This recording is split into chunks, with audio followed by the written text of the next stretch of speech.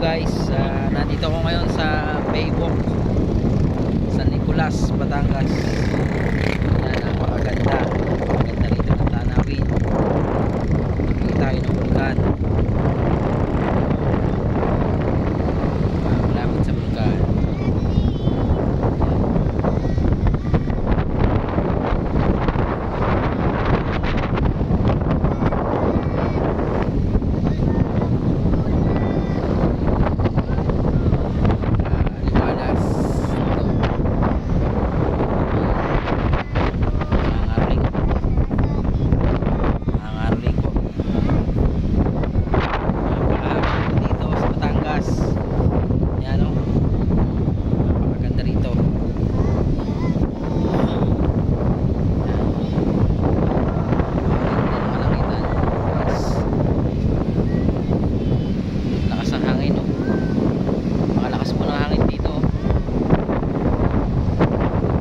Sa Batangas, San Nicolas, Batangas, ganda ng Baywalk.